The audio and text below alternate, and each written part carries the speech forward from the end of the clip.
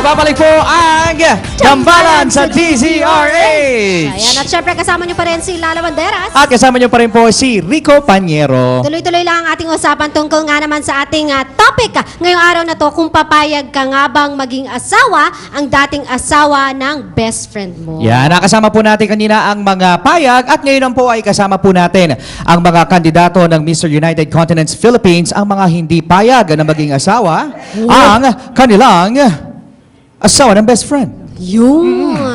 Tingnan natin ha, kung ano Tingnan nga ba natin. kanilang opinion. Unahin na natin si Kuya. Bakit ba ang tatag ng paninindigan mo na hindi ako papayag maging asawa ang dating asawa ng best friend ko? Para sa akin po kasi kahit gano'n natin i-sugarcoat ang topic na to, talaga pong may negative na things na possible na mangyari tulad ng awkwardness. Lalo na dating mag-asawa at mag-best friend. At tulad rin nga nung sabi nyo kanina, malay natin yung best friend ang rason kung bakit sila naghiwalay. Pwede rin namang gumaganti lang yung babae or kaya siya nag-open ng relationship sa best friend nitong ex-husband niya. Kaya mahirap po talagang explain, pero para sa akin po, negative po talaga, mahirap i-sugarcoat. Kasi tao lang po tayo at magulo ang mundo. Maraming pwedeng mangyari. Lalo na po't may mga pinagsamahan yung both sides. Oo. Sabi ng kabila kanina, sabi, love conquers all. Lalo na kung mahal na mahal mo yung asawa ng best friend mo. And the fact na naghiwalay na nga sila, ibig sabihin, wala na silang attachment of any sort. Hindi mo ba ipupursue yung pagmamahal mo dun sa taong yun, kahit alam mong mas matindi pa yun sa pagmamahal mo sa best friend mo? Sa akin naman, kailangan mo kasi rumespeto sa best friend mo. Hindi porket na sinasabi mo sa kanya problema mo, alos lahat. Yung i-share mo pati yung yung wife mo, 'di ba? Share tayo ng wife. Share yung wife, 'di ba? Kayo na mag-best friends. Oo. At saka, Ito na to. at saka, yung pag once na, yung magkasama kayo, parang 'di ba, parang may naiilang ka, syempre parang maiisip mo na ay, ito, yung asawa niya, parang kinakaliwa ko, ganito. Di ba, syempre, maano ka rin sa kanya, yung tipong na, mailang ka sa kanya pagkasama mo siya. Yun. So, hindi sila magiging ganun ka-comfortable na kasama yung taong mahal nila kung alam nilang may natatapakan sila. Yes, Oo. ma'am. Starting from that day po, talagang malaki na yung possibility na maging awkward ang mga bagay-bagay. Kasi nga po dahil sa mga pinagsamahan ng both sides. Paano Oo. kung sabihin sa inyo ng babae na kunyari nakarating sa akin yung balita, kunyari ako yung babae, ang ganda ko. Kunyari sa akin yung babae, tas alam ko may feelings ka sa akin, may feelings din ako sa'yo, tas tinawag kitang bahag yung buntot mo, di mo ako pinaglaban. Ano sasabihin mo sa akin? Para sa akin po, hindi naman mako-consider na bahag yung buntot mo dahil dyan sa kababa ng tingin niya sa'yo. Para yan lang yung sukatan ng pagkalalaki mo. Parang hindi naman sapat yun.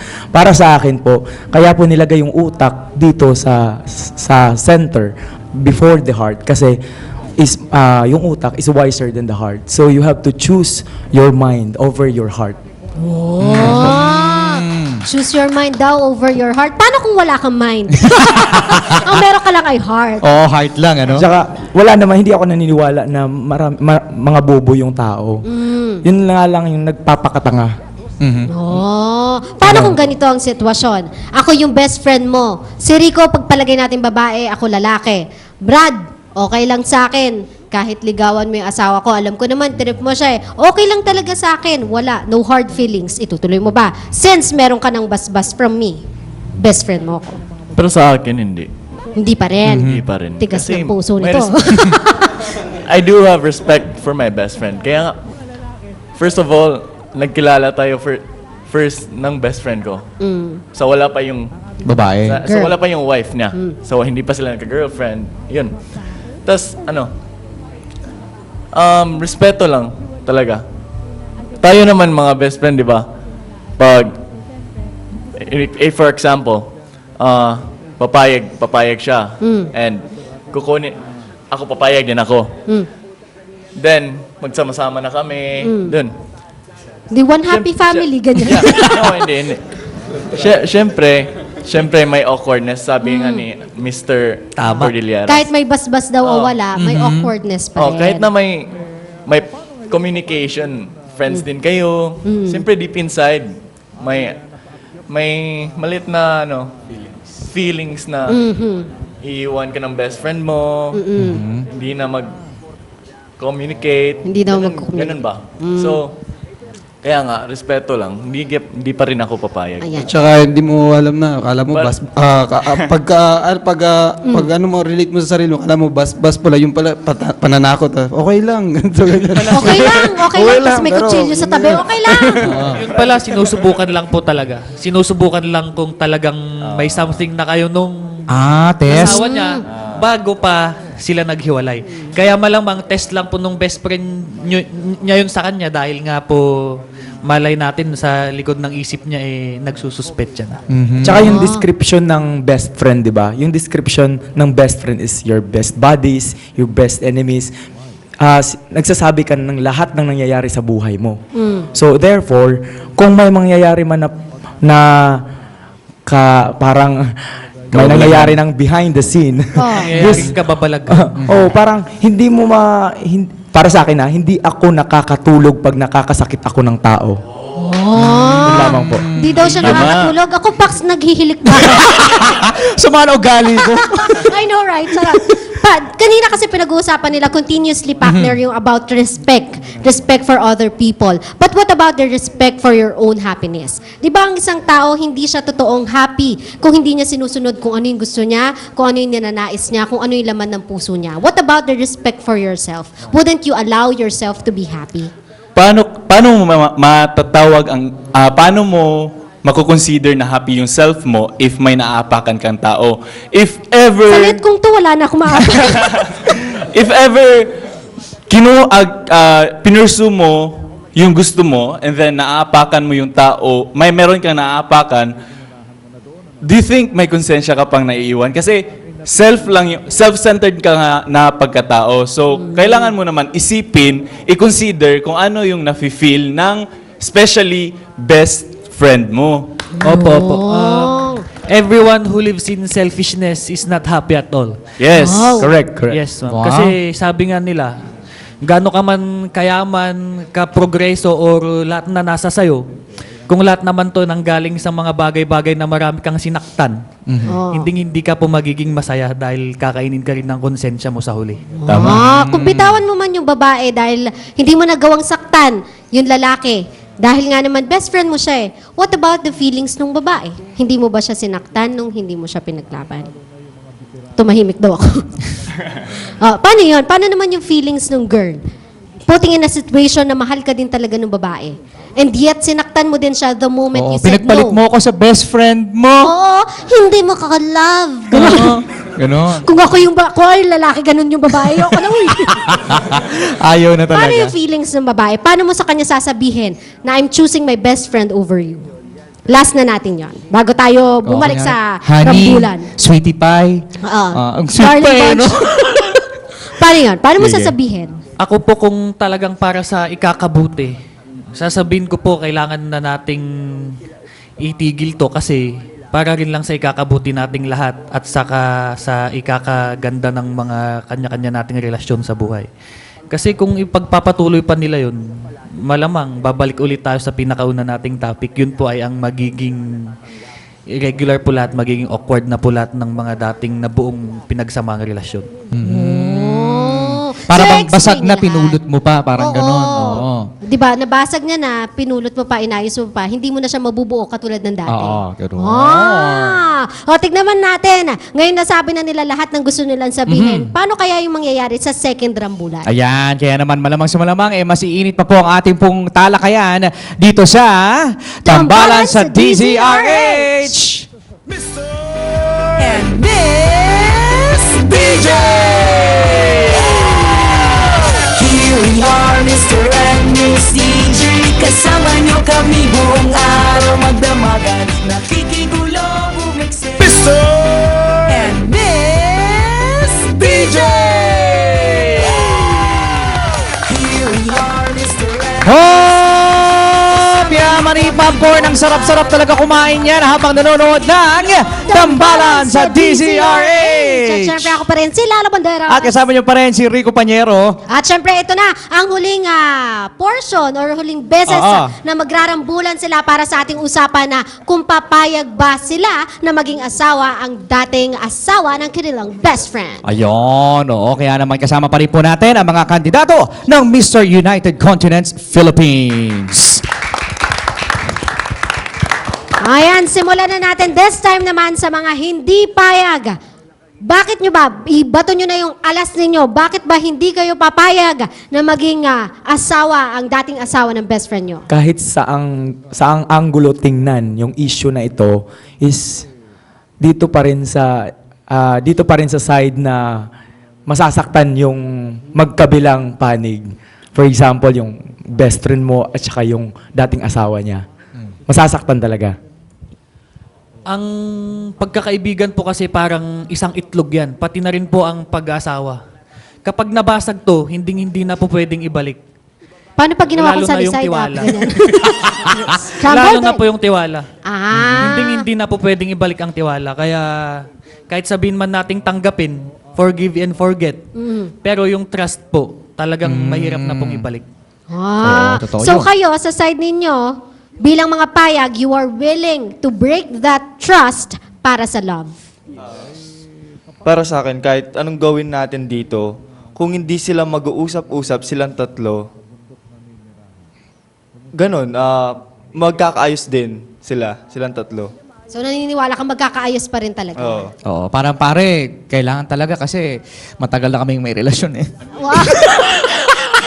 Dramang-drama eh. Oo, may Ramdam na gana ramdam eksena eh. Oo. Isa pa, siguro before you ask someone, before you ask your best friend and your wife, the reason why they're together now is you need to ask yourself as well kung anong pagkukulang mo.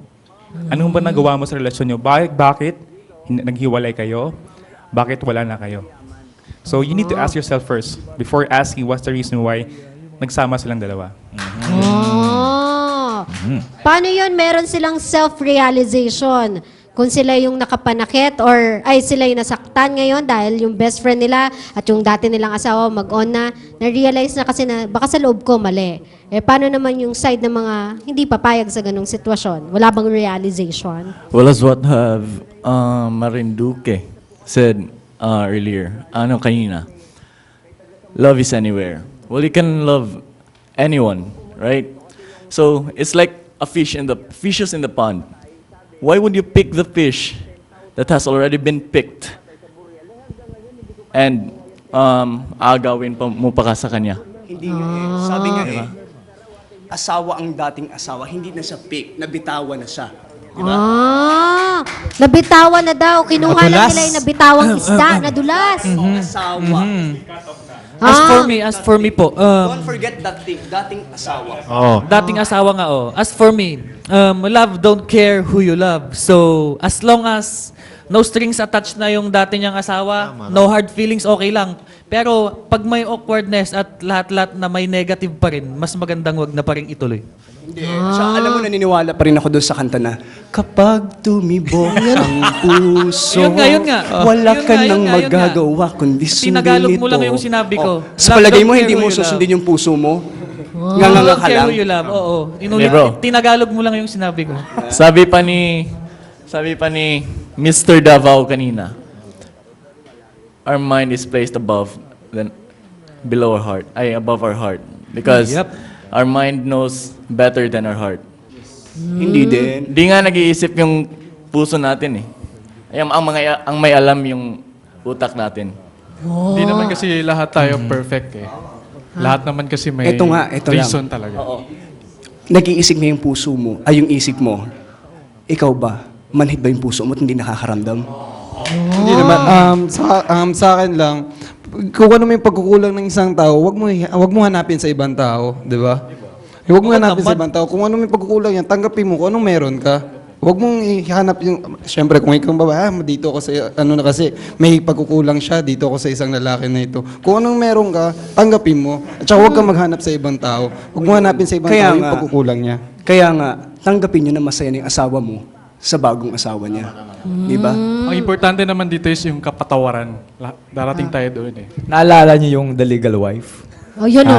Binigyan the legal Okay, wife. that is a very good example for all of us who is listening from now. Oh, 'di ba? Si Adrian, well, hindi nagkatuluyan yung ano niya ng agaw na si Nicole.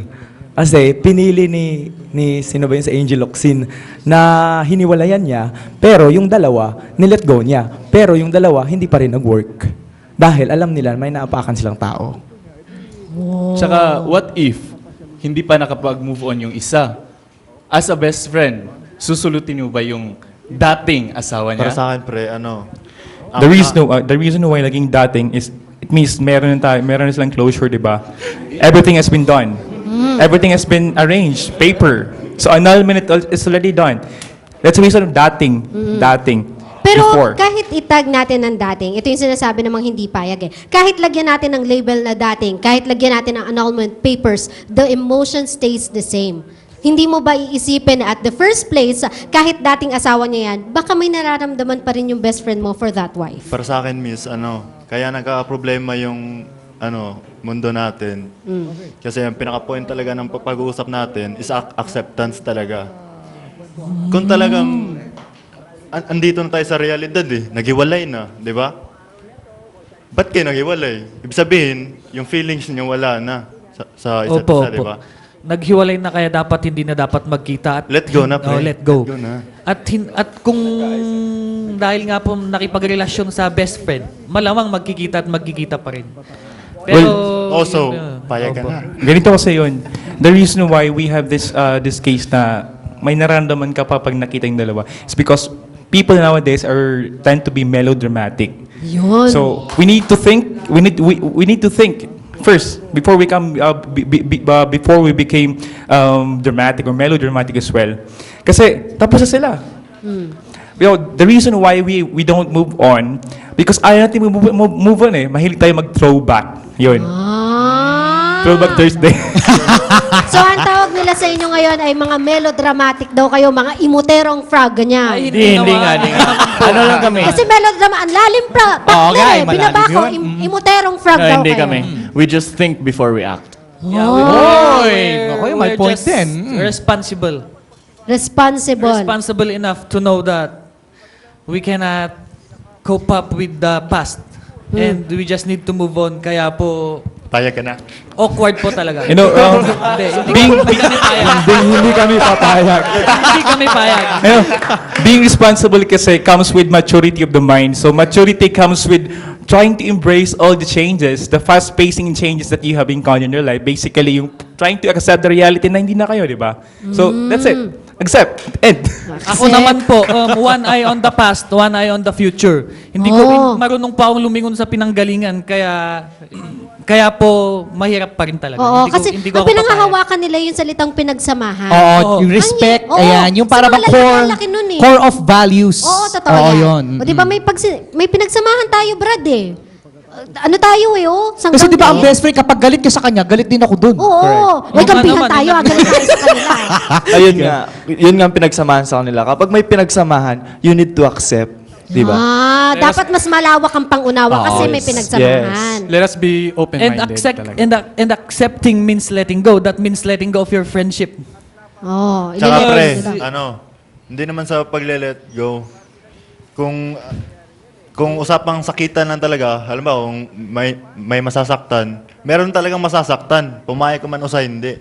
Oh, bro, and why don't you try to accept in positive way? Try it. Tingnan mo, kasi yung past na nangyari, malay mo makatulong para makapagpaunlad ng sarili mo. Tama, diba? tama. Diba? Why don't you experience first that kind of situation Oh. before you react? Baka kasi meron. In this five Hindi nyo kasi people, naranasan eh. in this five people, one of my friend here experienced that kind of a situation. Sino? would- Sino? I would like, this is my story to tell. May hugot pala eh. Oo. Hugot pala to eh. Anyari, best friend mo. Best friend mo siya, tapos? Hindi, I just depending my friend. May friend I'm ka? not the one who experienced that kind Ito of kasi yun, situation. I also believe that, ito kasi yun, if you want to see the beauty of the butterfly, don't let it hold in your hand. Open your palm and let it fly. Then you will see it its beautiful wings, and so it's the power to fly. That means that you need to let go of everything for you to find yourself, for them to find themselves as well. So I also believe in the saying that never pick a flower. Because a Kasi sa beautiful- kanya butterfly, sa kanya naman flower. Sunod niyo yung stem para kumpleto. kapag hindi mo rin lang maalagaan yung bulaklak, huwag mo nang pitasin. Kasi kawawa lang siya. Hindi nga, the Maganda reason siya. why naghiwalay kayo kasi hindi mo naalagaan yung asawa mo. So hindi niya pinitas, sinave mo Exactly. lang kasi malalanta na. I just watered the almost lang, withered diniligan. plant. Ini-English nyo kasi ako, don't English me, I'll English you. Sige na, pakinggan na natin yung last blow. Bakit hanggang ngayon hindi pa rin kayo convinced na dapat talaga asawahin ang girlfriend ng dati mong best friend? Because we could not deny the fact na kahit matagal nang wala kayo, andun pa rin yung feeling. Kasi once in your life, you love that person. So as a best friend, you must understand kung ano yung past nila to save the relationship that you have. Kasi marami namang babae na makikita dyan. Malaki ang Pilipinas. So yung best friend mo, isa lang. From the word itself, best. Wala nang iba. Oo. Okay. Last opinion po. Alright. Sige, go. Alright, ganito kasi yun din. Lahat ng mga bagay kailangan ng mga sacrifices. I think letting go of your best friend is one of the sacrifice for you to, as I said earlier, move on and to give space for the new challenges or changes that you'll be encountering in your life. So yun, you need to accept the reality that you're gone already. Yes, ma'am. So it goes down to this. It really goes down to this. It goes down to We all, this. we all need to let go. Oh, let go. Let go po. Para walang awkwardness. Okay, Alright. it's all about moving on and let go and accept. But Yes. kung kayo talaga, That also means letting ipahiram mo siya, babalik din yan. Aha. Ayun. Ayun, okay. So Gusto pa nila eh. Ayaw nila. Actually, no, napakaganda kasi napaka-juicy talaga ng topic natin at kanya-kanya talaga sila may opinion na kung saan ay pwede naman. Oo, pwede naman. Kumbaga na pag-uusapan. In a world naman, walang bagay na hindi naayos na nga hindi pinag-uusapan. Oo, kaya naman na ating pong kilalanin ulit. Ayan ang ating pong mga candidates ng Mr. United Continents Philippines. Supportahan po natin sila at syempre, no, ating po silang ulit kilalanin. Again, please introduce yourself kasama ng inyong province na inire-represent. Go ahead. At kung may girlfriend o wala daw, para alam ng publiko kung pwede. Alright, I am Jay Velasco po from the province of Misamis Oriental. Wala na. Woo! Wala na! Wala na daw. Hello everyone, my name is Danilo Magtoto Jr. and I am from Angeles City, province of Pampanga. Walang girlfriend. Again, thank you so much for this day. My name is Arcel Pacaige from the province of Marinduque. Single. Thank you, everyone. I'm Nico Abdul, representing the municipality of Sultan Kudarat, province of Maguindanao. Single and available. Sige. I'm Christopher Joshua Ibanez. I'm 21 years old and I'm representing Consolacion, Cebu. Yan lang. Meron to. Single? Complicated. Complicated. May pinagdadaanan pala siya. I'm Kevin Dale Juviliano representing Mitsayap, North Cotabato. Yun lang. Marami. Oh. Kinuha niyang lahat eh. Kinuha eh. Oo, sige. Ako nga po si Reuter Hans Villano, representing Cebu City, Taken. Wow! Proudly taken. I'm Coco Salvacion Evangelista from Davao City. Sa Facebook ko, complicated eh. Okay, hi guys. Once again, this is Dave Kevin Cabrillos, your Mr. United Continents, Philippines, Digo City, LDR. Ano yun? Long distance Taken. relationship. Hello, Philippines. Rickson Logaspi po from representing the Cordilleras. Physically single but emotionally attached. Wow! Ang ganda naman! Hindi, joke lang. Taken po, taken. Taken. Ay, ikaw din! Pakalala ka. Hi. I'm Rico Pañero Oh. and I'm detached. Hi, I'm Lala Banderas and I'm complicated. Ako Ikaw na mismo yung pala. complicated. Oy, mag-invite na po kayo. Please. Please do invite them.